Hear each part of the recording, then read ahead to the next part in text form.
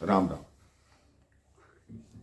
जैसा कि मैं आपको पिछले प्रसंग में बता रहा था मेरे भाई बहन, किस तरह सुग्रीव ने सारे सारे वानर यूथपतियों को एकत्रित किया, अंगद को आदेश दिया कि सारे वानर दल को प्रवर्षण पर्वत की तलहटी पर इकट्ठा करो, वहां से सबका मैं मार्गदर्शन करूंगा कि कौन सा दल किस किस दिशा में जाएगा।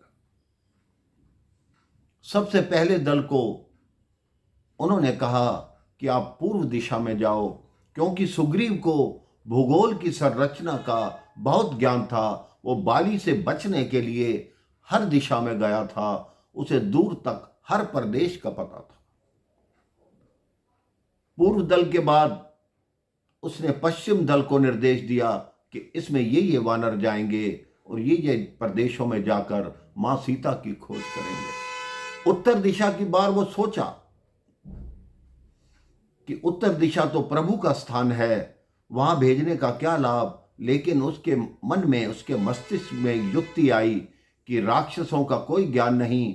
हालांकि गिद्धराज जटायु ने बताया है कि रावण दक्षिण दिशा को ले गया है, लेकिन असुर मायावी होते हैं, दक्षिण का छलावा करके मां जानकी को उत्तर दिशा में भी छिपा सकते हैं। एक दल को उत्तर दिशा में भेजा गया।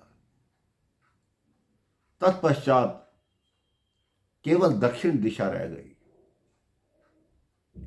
अब सुग्रीव ने कहा, हमें जो मुख्य संकेत मिला है कि रावण मां सीता को दक्षिण दिशा में ले गया है, तो दक्षिण दिशा में मैं अपने प्रमुख यूथपतियों को भेजने का निर्णय लेता हूं। दक्षिण दिशा का दायित्व उन्होंने युवराज अंगद को सौंपा। उनके साथ ऋक्षराज, जामवंत, नल, नील, हनुमान जी को रवाना किया। सुग्रीव ने सबको कहा कि सबके पास 30 दिन का समय है। यदि 30 दिन में माता की खोज हो जाए तो बताना, अगर 30 दिन में वापस ना आए तो उसके बाद मुझे अपना मुख मत दिखलाना। अब सारे वानर अपनी अपनी दिशाओं में जाने लगे। दक्षिण का दल रवाना हुआ। हनुमान जी सबसे पीछे खड़े हैं। सबने कहा, हनुमान जी आप क्यों नहीं गए? कहते, मैं पीछे ही रहूं तो ठीक हूं, मैं तो इन सब से छोटा हूं, और वैसे भी मैं पवन का पुत्र हूं। पवन पीछे से चले वही ठीक है, क्योंकि पवन आगे चले तो मार्ग रोकती है और पीछे से चले तो मार्ग में आगे बढ़ाती है। प्रभु श्री राम को समझ आ गया कि यही व्यक्ति मेरा कार्य करेगा। हनुमान जी को अपने समीप बुलाया। हनुमान जी चरणों में बैठे। प्रभु श्री राम ने उनके मस्तिष्क पर अपना हाथ रखा और कहा कि हे हनुमंत, मेरे मन में ये पक्का विश्वास है कि तुम ही जानकी की खोज करोगे।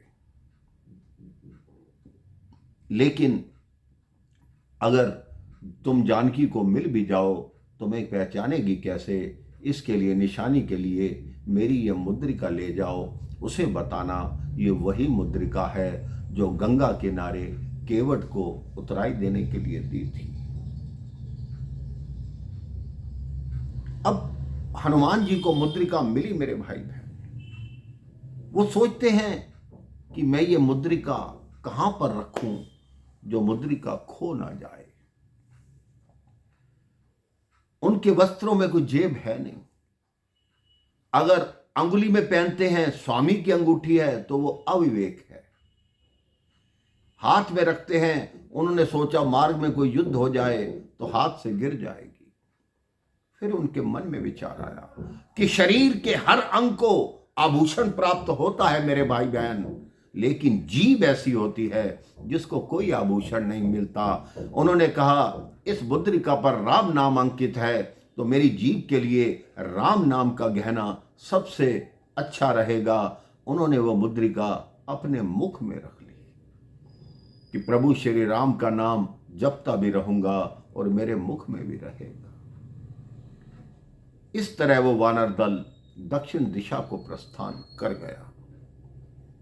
उस वानर दल के साथ दक्षिण दिशा में क्या हुआ, कैसे वो समुद्र तट तक पहुंचे, मार्ग में उनको क्या क्या कठिनाइयां आई, ये मैं आपको अगले प्रसंग में बताऊंगा। राम राम, जय श्री राम।